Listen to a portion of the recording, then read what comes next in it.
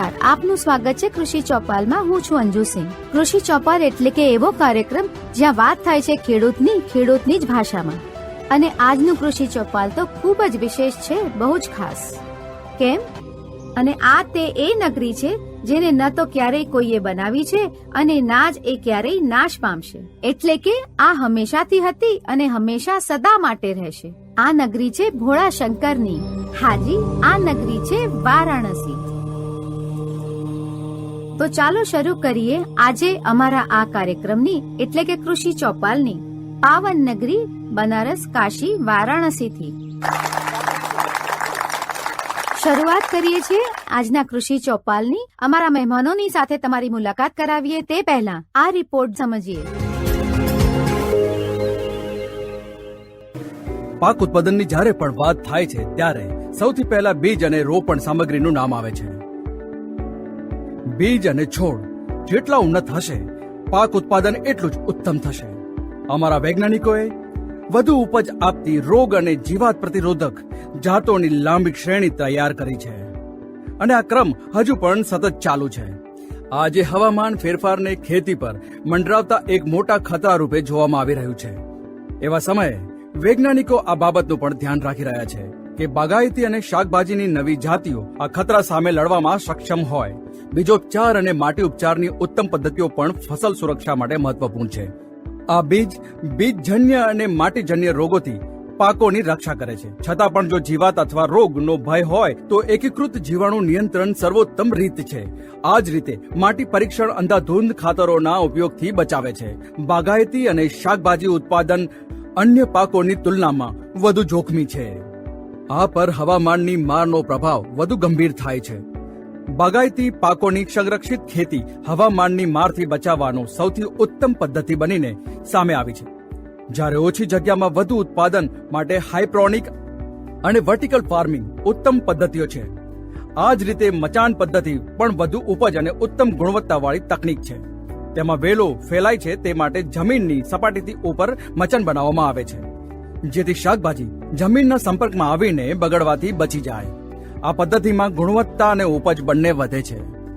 સૂક્ષ્મ સિંચાઈ અને મલ્ચિંગ પણ બાગાયતી ઉત્પાદનની ઉત્તમ પદ્ધતિઓમાં ગણવામાં આવે છે.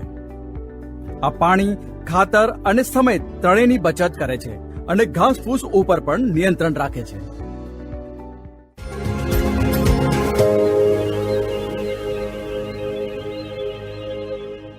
તો હમણાં તમને જણાવ્યું કે કેવી રીતે ભારતીય શાકભાજી સંશોધન સંસ્થાની તરફથી મહત્વપૂર્ણ પગલાં લેવામાં આવી રહ્યા છે અને તેના આગેવાન બની રહ્યા છે અમારા તે કૃષિ વૈજ્ઞાનિકો જે દિવસ રાત લેબમાં મહેનત કરે છે.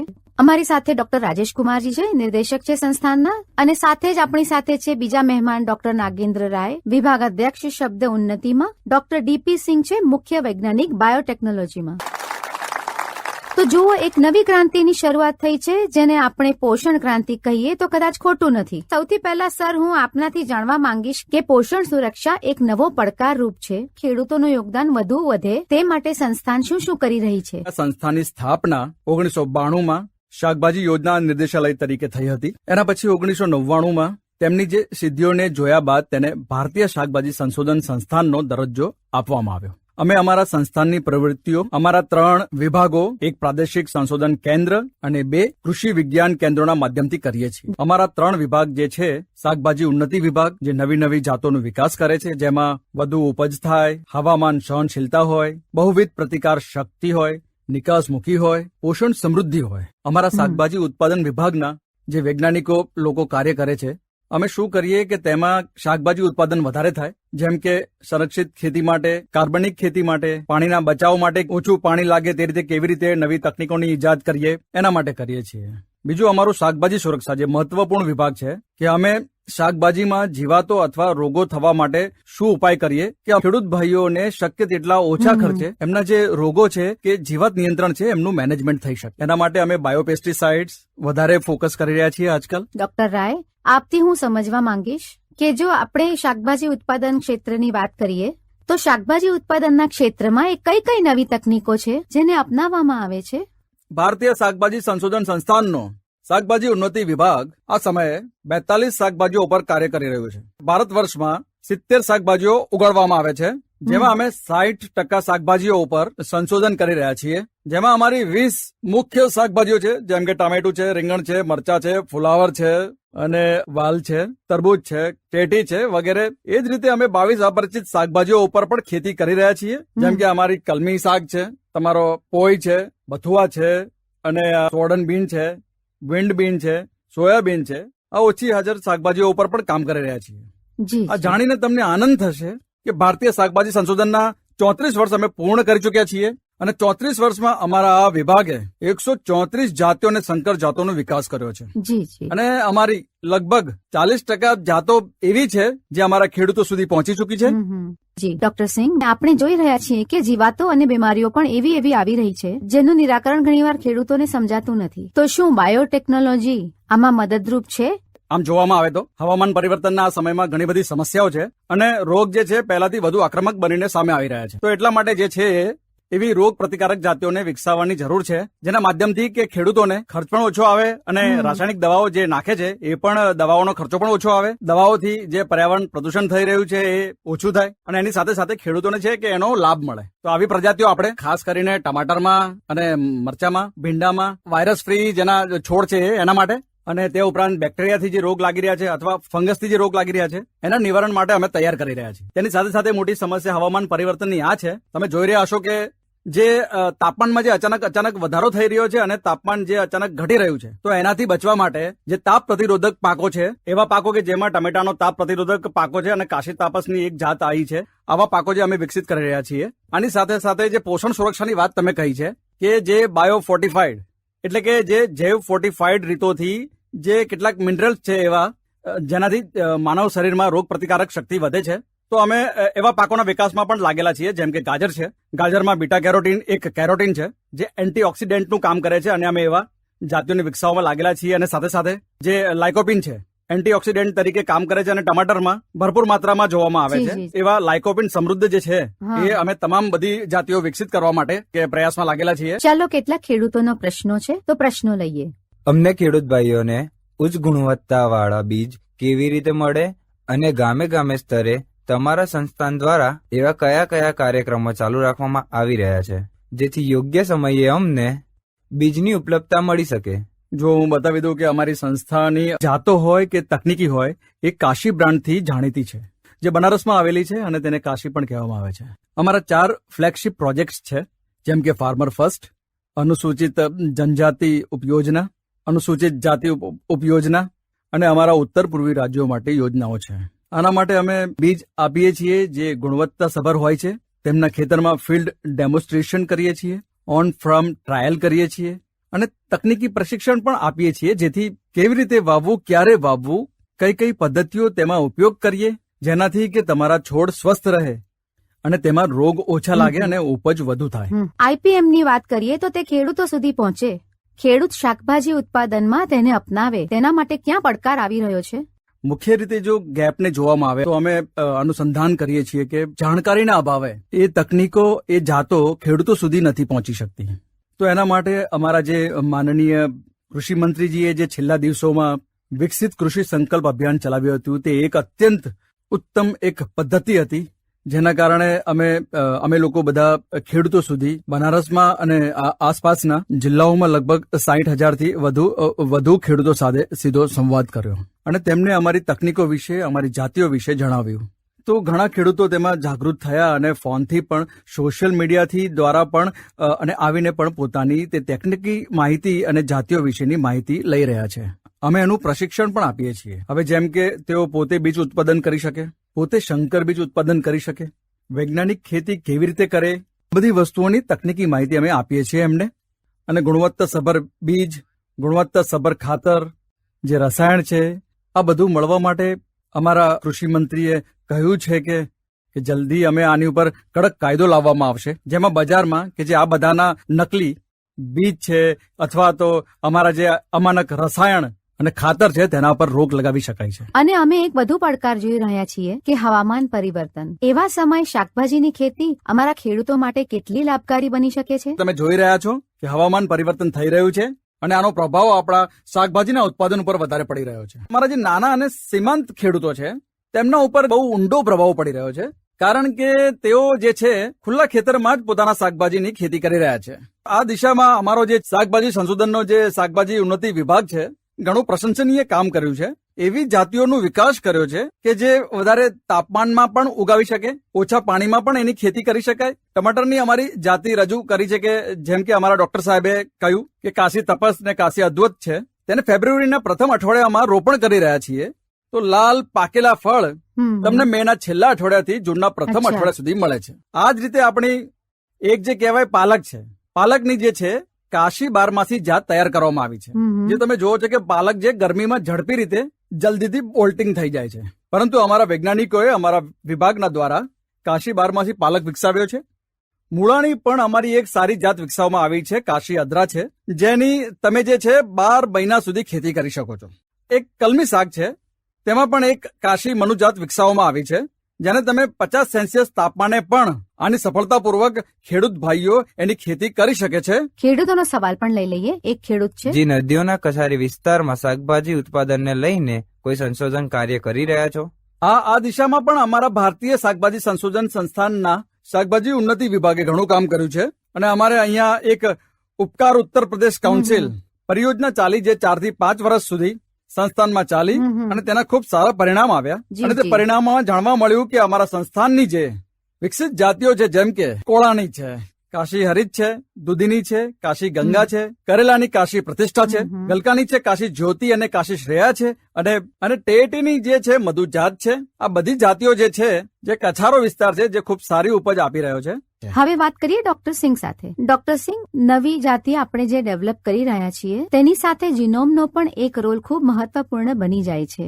તો આ કેવી રીતે છે, શું છે અને કેવી રીતે શાકભાજી માટે કામ કરે છે, અને કઈ શાકભાજીમાં સૌથી વધુ સફળ છે? શાકભાજીઓમાં ખાસ કરીને 2 કાર્યક્રમો ચલાવી રહ્યા છીએ. પહેલા એ કે કેટલાક શાકભાજી એવા છે જેના ઉપર હાલ સુધી એવો કોઈ પ્રકારનો સંશોધન કાર્ય નથી થયું, જેમાં જીનોમ હોલ સિક્વન્સીસ અર્થાત જેમાં આનુવંશિક ક્રમ છે એને અમે ડીકોડ કરવાનું કામ કરી રહ્યા છીએ. અને એવા શાકભાજી છે જેમાં કે અમે હાલમાં લઈ રહ્યા છીએ ડોલિકસ એટલે કે ઇન્ડિયન બીમ, અને બીજી 2 પાકો છે જેના ઉપર અમે હજુ કામ કરી રહ્યા છીએ. તેના માધ્યમથી એ થશે કે તે શાકભાજીઓમાં જે વેરાયટીઓ છે એમાં કયા પ્રકારના એવા જીનોમ ક્રમ છે અને કયા એવા જીન્સ છે જેને અમે ફેરફાર કરીને આપણે એમને કે રોગરોધી અથવા તાપરોધી પર્યાવરણ સામે લડવાની એમાં ક્ષમતા વધારી શકીએ છીએ. જ્યાં સુધી જીન એડિટિંગનો સવાલ છે, આ ટેકનોલોજી એવા પ્રકારની ટેકનોલોજી છે જે ખૂબ જ સુરક્ષિત છે. આમાં અમે છોડમાં બહારથી કંઈ જ નથી નાખતા. જે બદલાવ કરવો પડે છે જે છોડની આંતરિક સંરચના છે એ સંરચનામાં જ અમે ખાલી બદલાવ કરીએ છીએ. આ ઉપરાંત એક નાની વાત છે જેમાં અમે હાઈ એન્ડ ટેકનોલોજી જેને કહેવામાં આવે છે, જેમ કે મેટાબોલોમિક્સ અને જીનોમોનિક્સ છે, એમાં કામ કરી રહ્યા છે. તે સિવાય પ્રોટિયોમિક્સમાં પણ કામ કરી રહ્યા છીએ. બિલકુલ. ચલો ખેડૂતો સાથે વાત કરી લઈએ. મારો પ્રશ્ન ડીપી સરને છે કે શાકભાજીની ખેતીમાં કયા કયા મુખ્ય સૂક્ષ્મજીવ કામમાં આવે છે અને તેનો ઉપયોગ કેવી રીતે થાય છે? સૂક્ષ્મજીવ વાસ્તવમાં આજના સમયમાં બાયોટેકનોલોજી છે, તેના માધ્યમથી અમે તમામ પ્રકારના આવા બાયો ફર્ટિલાઇઝર જેવા કે ઉર્વરક બનાવી રહ્યા છીએ, જેને ખેડૂતો સુધી પહોંચાડવામાં આવે છે અને તે ખેડૂતો સુધી પહોંચી પણ રહ્યા છે.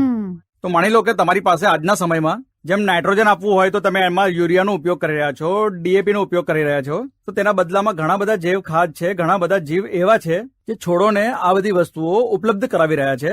જો ખેડૂત તેના પર કામ કરે અને તેને અપનાવવામાં કામ કરે તો ખૂબ સારી રીતે ખેડૂતોના ખેતરમાં ખૂબ સ્વસ્થ રીતે કામ કરશે. ઘણા બધા વિકલ્પો છે આપ ખેડૂતો પાસે, અને આવી પ્રકારની ચોપાલ યોજવાનો હેતુ આ જ છે કે આ માહિતી તમારા સુધી પહોંચે. આ વખતનું કૃષિ ચોપાલ તમને બનારસ નગરીમાંથી પહોંચી રહ્યું છે.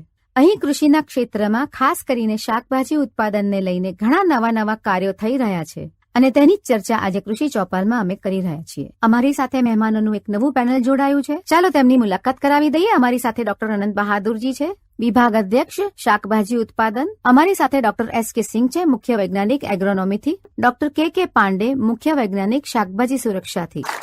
સર, સૌથી પહેલા હું આપને પૂછવા માંગીશ કે હવામાન પરિવર્તનની જે વાત અમે કરી રહ્યા છીએ એમાં ઉત્પાદન તકનીકો પણ શું બદલવાની અમને જરૂર છે, અને તે ઉત્પાદન તકનીકો કઈ છે? જેમ હવે હવામાન પરિવર્તન થઈ રહ્યું છે, તાપમાન વધી રહ્યું છે અને વિવિધ પ્રકારની પરેશાનીઓ આવી રહી છે, તો સૌથી પહેલા તમારે જોવું પડશે કે યોગ્ય વસ્તુઓનું અને યોગ્ય જાતિઓની પસંદગી કરે. બીજું, અમે એક તકનીક શોધી છે જેને ફોરો એરિગેટ રેડવે કહેવામાં આવે છે, જેમાં તમે શાકભાજી પહોળા બેડ ઉપર લગાવો છો અને બેડના બંને બાજુ શાકભાજી વાવો છો અને પાણી ફક્ત ખાડામાં આપો છો. તો આથી આ રીતે પણ જોવા મળ્યું છે કે પાણીની અછત પણ આગળ વધુ આવવાની છે અને સિંચાઈ માટે પાણી ઓછું મળશે. તો આ રીતે જોવા મળ્યું કે 36% પાણી માત્ર આનાથી બચી જાય છે. તે સાથે જો તમે મલ્ચનો ઉપયોગ કરી લો છો તો તમને વધુ ઉપજમાં વધારો થાય છે અને પાણી લગભગ 50 થી 55% સુધી બચી જાય છે. ત્રીજું, અમે લોકો ગ્રાફ્ટિંગ તકનીકથી આ સમસ્યાથી છુટકારો મેળવવાનો એક કોશિશ કરી. તો એમાં અમે શું કર્યું કે રીંગણાની જડ ઉપર ટામેટું લગાવ્યું અને આ જોવા મળ્યું કે 4 દિવસ સુધી પણ જો પાણી મળ્યું છે તો તેના ઉપર કોઈ અસર પડતી નથી. એ જ રીતે જો રીંગણની જડ ઉપર અમે ટામેટું લગાવીએ, તમે 50 દિવસ સુધી પણ જો સિંચાઈ ના કરો તો પણ તેના ઉત્પાદનમાં કોઈ ફરક નથી પડતો. તો આ જ રીતે અમે જે મૂળ વ્રંજ છે જે નીચે અમે પર લગાવીએ છીએ તેની શોધ જે છારીય માટી છે અથવા લાવણીય માટી છે અથવા સૂકા માટે અથવા જળ ભરાવ માટે એવા પ્રકારના મૂળ વ્રંજોની શોધ કરી રહ્યા છીએ. હમણાં જ અમે પોમેટો અને બોમેટો તકનીક શોધી છે જે હવામાન પરિવર્તન માટે ખૂબ સારી છે. કારણ કે જે પોમેટો કરીએ છીએ તેમાં નીચે અમે બટાકા લઈએ છીએ અને ઉપર ટમેટા લઈએ છીએ. તમે બટાકા જોયા હશે જે જાન્યુઆરી મહિનામાં ઝુલસા રોગ આવે છે, સંપૂર્ણ નાશ થઈ જાય છે.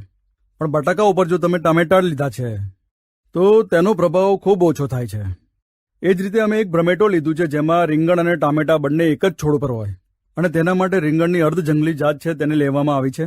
આ જે મૂળવ્રંત અમે લીધું છે તે સૂકાને પણ સહન કરી શકે છે.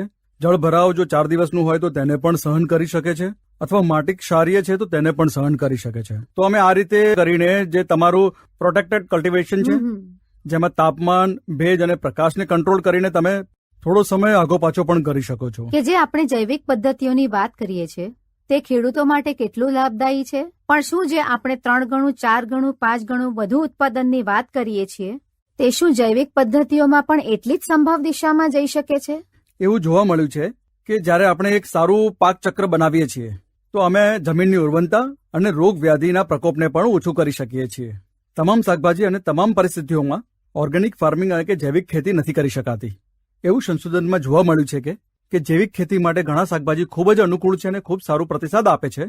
જેમ કે રવિના મોસમમાં આપણે વાત કરીએ તો બ્રોકોલી થઈ ગઈ, ફૂલકોબી થઈ ગઈ, કોબીજ થઈ ગઈ, મૂળવાળી શાકભાજીમાં મૂળો થઈ ગયો, ગાજર થઈ ગયું, પાંદડાવાળી શાકભાજીમાં પાલક થઈ ગયું, મેથી થઈ ગઈ, કસૂરી મેથી થઈ ગઈ, જાયડના સમયમાં કોળું થઈ ગયું, દૂધી થઈ ગઈ, વાલ થઈ ગયું. આ ખૂબ સારું પ્રદર્શન આપે છે. એ જ રીતે ખરીફના મોસમમાં જો આપણે વાત કરીએ તો ભીંડો થઈ ગયો, દૂધી થઈ ગઈ, વાલ થઈ ગયું. આ બધા પાકો અને ભાજીવાળામાં ચોળાઈની શાક પણ સારું ઉત્પાદન આપે છે. સાથે જ આપણે એક ધ્યાન રાખવાનું છે, પૂર્વી ઉત્તર પ્રદેશના ગંગાના મેદાનમાં શાકભાજી આધારિત જો પાક ચક્રને આપણે અપનાવીએ છીએ તો એમાં ભીંડો, વટાણા, વાલ આ બધા સારા પાક છે જે ઘણા બધા પ્રોમિસિંગ છે. અને જો તેનો પોષક તત્વ પ્રબંધન કરવાનું હોય તો પોષક તત્વના રૂપમાં જેટલા પણ ઓર્ગેનિક ઇનપુટ્સ છે, ઓર્ગેનિક ખાતર છે તેમને એકીકૃત કરીને આપવા જોઈએ. જેમ કે અમે કહીશું, જો ભીંડાની ખરીફમાં તમે પાક લઈ રહ્યા છો જૈવિક ખેતીમાં તો તમને 10 થી 15 ટન છાણનું ખાતર, 3 થી 4 ટન વર્મી કમ્પોસ્ટ અને 1 ટન નીમની ખલીનો ઉપયોગ પ્રતિ હેક્ટર રૂપે કરો. અને સાથે જ અમારા સંસ્થાન દ્વારા વિકસિત ટાઇકોડર્મા, એક્ટિનોગાર્ડ અને CRB7 ને જો તમે ઉપયોગ કરો તો અંદાજે 100 થી 125 ક્વિન્ટલ પ્રતિ હેક્ટર ઉત્પાદન ક્ષમતા પ્રાપ્ત કરી શકો છો. જો આપણે શાકભાજી ઉત્પાદનની વાત કરીએ તો તેમાં IPM ની શું ભૂમિકા છે અને કેવી રીતે ઉપયોગ કરી શકાય? IPM એટલે કે એકત્રિત નાશીજીવ વ્યવસ્થાપન કહેવામાં આવે છે. આ તકનીકમાં ઘણી પદ્ધતિઓને સમાવેશ કરવામાં આવે છે, જેમ કે ભૌતિક છે, રાસાયણિક છે, જૈવિક છે અથવા અવરોધિક જાતિઓ હોય અથવા સસ્યાવર્તનની વાત હોય. જ્યારે પણ IPM ની પદ્ધતિ અપનાવો તો આ ધ્યાન રાખો કે પાક વાવવાના સમયથી અથવા વાવણીના સમયથી અથવા તો ખેતરની તૈયારીના સમયથી જ શરૂ કરી દેવી જોઈએ, જેથી અમે એવી વ્યવસ્થા કરી દઈએ કે IPM ની તકનીકથી જ્યારે અમારી શાકભાજી લાગે અથવા તેમાં ફળ આવવા લાગે ત્યારે તે સમયે તેમાં રોગ અને જીવાતો ના લાગે અને કોઈ પણ રસાયણ દવાનો ઉપયોગ ના કરવો પડે. એ ખેડૂત જે આજના ખેડૂત છે તેમને કહો જૈવિક ખેતી પર તેઓ કેવી રીતે શિફ્ટ થઈ શકે? તે ખેતરમાં જ્યારે જૈવિક ખેતી તમે શરૂ કરશો તો શરૂઆતના 2-3 વર્ષ પરિવર્તનનો એક કન્વર્ઝન પિરિયડ કહેવામાં આવે છે. અને અમાન્યકૃત જૈવિક ખેતીમાં તમારે 2-3 વર્ષ જે શરૂઆતના છે તેમાં જૈવિક ખેતીની બધી પદ્ધતિઓને અપનાવવાની છે. જેમ કે અને ક્રોપ રોટેશન પાકમાં તમે ઓછામાં ઓછી એક દલહની ફસલને જરૂર સામેલ કરો. આ ઉપરાંત એના ઉપર જૈવિક જેટલા પણ ઇનપુટ્સ છે તેમનો ઉપયોગ કરીને તમે પાક ઉત્પાદન કરો છો. 3 વર્ષ પછી જો બધું જ યોગ્ય રહ્યું તો જૈવિક પ્રમાણપત્ર સંસ્થા દ્વારા જે પદ્ધતિ છે તેને જૈવિક પ્રમાણપત્રનું સર્ટિફિકેટ મળે છે. એનાથી જે ઉત્પાદન નીકળે છે તેમને તમે ઓર્ગેનિક ઇન્ડિયા ઓર્ગેનિકનો લોગો લગાવીને વ્યવસાય કરી શકો છો. આપણે એ પણ જાણીએ છીએ કે જમીન કેટલી મહત્વપૂર્ણ છે પાક માટે. અને તે એક પોષણનું એન્જિન છે જે કોઈ પણ પાક અમે ઉગાડીએ છીએ તેના માટે. તો જમીનજન્ય અથવા માટીજન્ય જે બીમારીઓ છે તેનો કેવી રીતે ઉપચાર કરવો અથવા તેમનો કેવી રીતે નિવારણ કરવું? જો શાકભાજીમાં ખાસ કરીને વાત કરવામાં આવે તો ઘણી બધી એવી બીમારીઓ છે જેમ કે આદ્રગલન, જેને ડેમ્પિંગ ઓફ કહેવામાં આવે છે, ઉખડવું, મૂળ સડવું, તણખો સડવું, ફળ સડવું, કોમલ ઝુલસો, અથવા તમારી જે કેટલીક જીવાણુજન્ય બીમારીઓ છે જે ખાસ કરીને બેક્ટેરિયલ બ્લાઇટમાં જે નર્સરીમાં આવે છે, આ બધી બીમારીઓ જમીનમાંથી આવે છે અને જમીનમાં જ ફૂગ અને તેના બેક્ટેરિયા જીવિત રહે છે. પરંતુ એક બીજી પ્રકૃતિનું આ વરદાન છે કે માટીમાં કેટલાક એવા લાભદાયી ફૂગ અને બેક્ટેરિયા રહે છે જેમને અમે બહાર કાઢીને પ્રયોગશાળામાં લઈને અને તેને બહુગુણન કરીને મલ્ટીપ્લાય કરીને વિશાળ સ્તરે ખેડૂતો સુધી પહોંચાડીએ છીએ. તો એમાં સૌથી પ્રચલિત અને સમગ્ર દુનિયામાં સૌથી વધારે લાભદાયી એક ટાઇકોડર્મા છે. તેના ઘણી બધી જાતિઓ છે, આર્જિયનમ છે, વેરિડી છે. તો આ જે બધી ટાઇકોડર્મા છે એ ખાસ કરીને જમીનમાં જ રહે છે, જમીનમાં જ સડેલી ગળેલી વસ્તુઓ ખાય છે. તો તેનો આ ફાયદો છે કે જો તમે તેને શાકભાજીમાં, ચાહે તે નર્સરીમાં બીમારી લાગતી હોય અથવા અમારી મુખ્ય પાકની રોપણી સમયે બીમારી લાગતી હોય, જેટલી પણ બીમારીઓ લાગતી હોય તેને જમીનમાં ઉપયોગ કરવામાં આવે અથવા બીજનું શોધન કરવામાં આવે. તો જમીનમાં ઉપયોગ કરવા માટે આ ધ્યાન રાખવાની જરૂર છે કે રોપણી અથવા વાવણીના થોડા દિવસ પહેલા જ તેને જમીનમાં મેળવી દેવું જોઈએ. રોપણી સમયે અથવા વાવણી સમયે જ બીજમાં તે શોધન કરી દેવું જોઈએ. પરંતુ બીજ શોધન સમયે આ ધ્યાન રાખવાની જરૂર છે કે બજારમાં ઉપલબ્ધ લાલ અથવા લીલા રંગથી પ્રાઇમ કરાયેલા બીજ છે જે એનો ઉપયોગ ના કરો, અથવા કોઈ પણ રાસાયણિક દવાથી શોધિત બીજનો ઉપયોગ ટાઇકોડર્માના બીજના શોધન કરતી વખતે ન કરવો જોઈએ. થોડી બીજી સાવચેતી રાખવાની જરૂર છે કે ટાઇકોડર્મા જમીનમાં નાખે તો આ ધ્યાન રાખો કે જમીનમાં વધારેમાં વધારે જીવાંશની માત્રા હોય, તો એ કાર્બનિક પદાર્થના રૂપમાં હોય કે પછી બંધારણના રૂપમાં હોય અથવા કોઈ પણ સ્વરૂપમાં હોય, જેથી તેમાં જમીનમાં તેનો વધારેમાં વધારે બહુગુણ થાય. હવે વાત આવે છે કે અમારી પાસે ટાઇકોડર્મા સિવાય પણ ઘણા બધા એન્ટાગોનિસ્ટ છે જે બાયોલોજીકલ કંટ્રોલમાં ઉપયોગ થાય છે. જેમ કે અમારી પાસે બેસિલિસ છે, અથવા જીવાતોને મારવા માટે અમારી પાસે બેસિલોમાઇસિસ છે, બેબેરિયા છે, લેકેજ છે, મેટેરિઝિયમ છે. આ બધા પણ જમીનમાં રહે છે જેને બહાર કાઢીને અમે જીવાતો ઉપર, ખાસ કરીને રસ ચૂસતા જીવાતો ઉપર ઉપયોગ કરી શકીએ છીએ. જે જમીનમાં અમારી પાસે સૂત્રકૃમિ છે, ચાહે તે ભીંડામાં હોય કે કોળામાં હોય, જેમાં એક બહુ મોટી સમસ્યા આવે છે સૂત્રકૃમિની, જેમાં ગાંઠો બની જાય છે. તેના માટે પણ કેટલીક જે ટાઇકોડર્માની જાતિઓ છે અથવા અમારી CRB6ની જાતિઓ છે અથવા પેસિલોમાઇસિસ છે અથવા ઓર્થોપોટાઇસ છે, આ બધા એજન્ટ્સને જો તમે જમીનમાં ઉપયોગ કરો તો સૂત્રકૃમિમાં નિયંત્રણ ખૂબ સરળતાથી થઈ શકે ઠીક છે સર, ખેડૂતોના પ્રશ્ન બી લઈ લઈએ. મારો પ્રશ્ન એ છે સર, આજકાલ સરકાર પ્રાકૃતિક ખેતી પર ભાર મૂકી રહી છે અને શાકભાજીમાં આપણે કેવી રીતે પ્રાકૃતિક ખેતી કરી શકીએ છીએ, તેમાં શું થઈ શકે? આજકાલ જે શક્યતાઓ છે શાકભાજીમાં પણ, જેમ કે રબીની શાકભાજીમાં આપણે પાલક, મેથી સાથે મૂળી અને વટાણા વાવીએ તો તેનો ફાયદો ખેડૂતોને મળી શકે છે. એક જ ખેતરમાં તમે થોડા થોડા ટ્રીપ્સમાં વાવીને તમે તેનો ફાયદો લઈ શકો છો. તે સિવાય મલ્ચિંગનો બહુ મોટો ફાયદો મળે છે શાકભાજીઓમાં અને તેનો પ્રતિસાદ જોઈ શકાય છે. તો પ્રાકૃતિક ખેતી આપણે અપનાવી શકીએ છીએ. જો કે પ્રાકૃતિક ખેતી આપણી પરંપરાગત કૃષિ છે અને તેનો પ્રોત્સાહન આપવા માટે સરકારે ઘણી યોજનાઓ શરૂ કરી છે, જેમ કે પરંપરાગત કૃષિ વિકાસ યોજના. આ બધાનો ઉપયોગ કરીને ખેડૂત ભાઈઓ પ્રાકૃતિક ખેતીને પ્રોત્સાહિત કરી શકે છે. અને બીજી વાત જે સૌથી વધારે સારી છે, જેમાં રાસાયણિક ઉપયોગ થતો નથી અને સાથે જે જમીનની પણ ગુણવત્તા છે તે ઘણી હદ સુધી વધી જાય છે. તેમાં સૂક્ષ્મજીવોની સંખ્યા ઘણી બધી વધી જાય છે. લાભદાયી જે સૂક્ષ્મજીવો હોય છે તે આગળ જઈને તમારા પાકને મદદ કરે છે.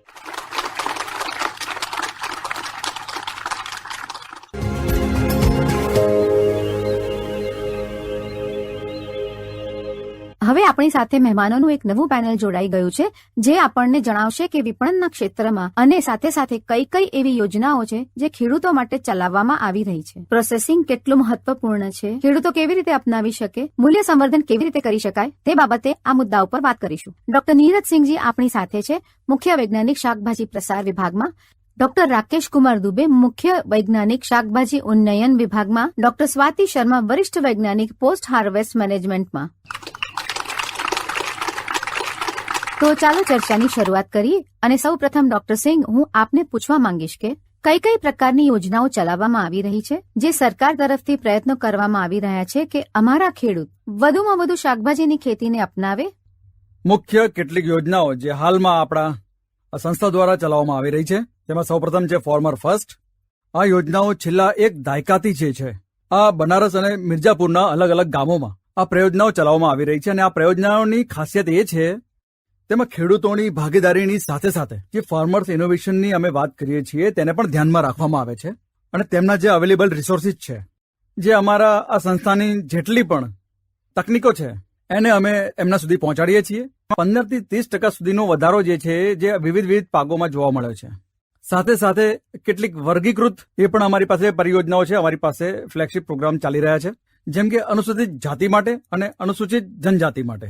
અને આ ફ્લેગશિપ પ્રોગ્રામમાં એમને અમે નવી પદ્ધતિઓ સાથે પ્રદર્શન આપીએ છીએ, તેમને તાલીમ આપીએ છીએ, સ્કિલ ડેવલપમેન્ટ કરીએ છીએ, જેનાથી તેઓ તેને અપનાવે અને ઓછી કિંમતમાં કેવી રીતે એને કરી શકીએ તે તકનીક અમે સમજાવીએ છીએ. સાથે સાથે અમે પ્રદર્શન પણ કરી રહ્યા છીએ, અલગ અલગ ડેમોન્સ્ટ્રેશન અને ટેકનોલોજી પણ આપી રહ્યા છીએ, અને તેથી ખેડૂતોને ઘણો લાભ થયો છે. એક કાર્યક્રમ વધુ અમારો ચાલી રહ્યો છે એનએચ રીજન માટે, એટલે કે નોર્થ ઇસ્ટર્ન હિલ રીજન માટે. તો ચાલો ખેડૂતો સાથે વાત કરી લઈએ. કોણ પ્રશ્ન પૂછવા માંગે છે? શાકભાજીના ક્ષેત્રમાં કયા કયા અવસર છે? શાકભાજીમાં જો આપણે જોઈએ તો એમાં ઘણા બધા ઉદ્યોગોના રસ્તા છે. જૈવિક ખેતીમાં તમે જઈ શકો છો, નર્સરી મેનેજમેન્ટમાં તમે જઈ શકો છો, પ્રોટેક્ટેડ કલ્ટિવેશનમાં તમે જઈ શકો છો, હાઈ વેલ્યુ ક્રોપમાં તમે જઈ શકો છો. એટલે એગ્રી પ્રોસેસિંગમાં ઘણી બધી એન્ટરપ્રિન્યોરની આપ વાત સંભાવના કરી છે, જે રહ્યા એગ્રી છો. ઉદ્યોગ સાહસિકતાની આપણે વાત કરીએ તો. અને તેના માટે અહીં જે અમારા વૈજ્ઞાનિકો છે જે તમને યોગ્ય માર્ગદર્શન આપશે, તમને એક મેન્ટર તરીકે ટ્રેડ કરશે, અને ત્યારબાદ તમને જેટલી પણ માહિતી જોઈએ એક પ્રશિક્ષણ આપવામાં આવે છે. જે ખેડૂત નાના ખેડૂત છે, જેમની પાસે બહુ વધારે મૂડી નથી, તેઓ કોઈ પ્લાન્ટ નથી લગાવી શકતા, કોઈ મશીન લગાવવાની તેમની આર્થિક ક્ષમતા નથી, તો તેમના માટે શું સૂચન છે? તેઓ પ્રોસેસિંગ કેવી રીતે કરે પોતાની શાકભાજીનું, પોતાના ફળોનું? ઘરગથ્થુ સ્તરે કંઈક બનાવવા માંગીએ તો એવા ઘણા પ્રકારના પ્રોસેસ પ્રોડક્ટ્સ છે જે તમે ઘરે બનાવી શકો છો. એફપીઓના માધ્યમથી ઘણા બધા ખેડૂતો છે જે જોડાઈને સાથે તેની બ્રાન્ડિંગ કરી શકે છે. ઉદાહરણ તરીકે તમે લઈ લો નિર્જલીકૃત શાકભાજી. ડ્રાઈડ પ્રોડક્ટ્સ જે હોય છે એ ઘણી નાની નાની વસ્તુઓ છે. તમે ઘરે બનાવી શકો છો, છત પર પણ કરી શકો છો. જેમ કે સૌર ઉર્જાથી જ્યારે આપણે કરીએ છીએ તો એ એક નિશ્ચિત સમયમાં જ થઈ શકે છે. અને જો આપણે એક નાનું સાધન કેબિનેટ ડ્રાયર લઈ લઈએ તો તેને ચલાવવું પણ બહુ સરળ છે અને ઓછા ખર્ચમાં બનવાવાળી કમસે કમ 6 મહિના સુધી સરળતાથી સંગ્રહ કરી શકાય તેવા નિર્જલીકૃત પ્રોડક્ટ્સ બનાવી શકાય છે.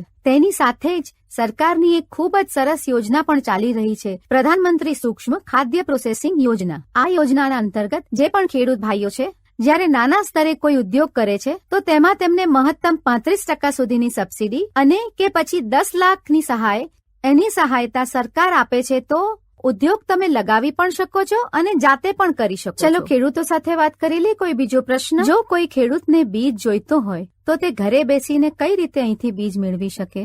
સંસ્થાની વેબસાઇટ છે, ફેસબુક છે, ઇન્સ્ટાગ્રામ છે, લિંકિડ છે, ટ્વિટર છે.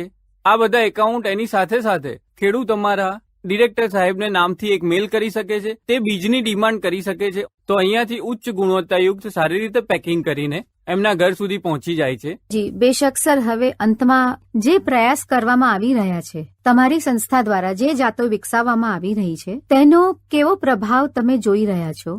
જે અત્યાર સુધી અમે લગભગ 16 પાકોમાં 47 અલગ અલગ જાતો જે વિકસાવવામાં આવી છે અમારી સંસ્થા દ્વારા, 98 જે અમે લાયસન્સિંગ કરી ચૂક્યા છીએ. પાછલા એક દશકમાં જે છે 10.4 લાખ હેક્ટર વિસ્તારમાં વાવેતર કરાયા છે.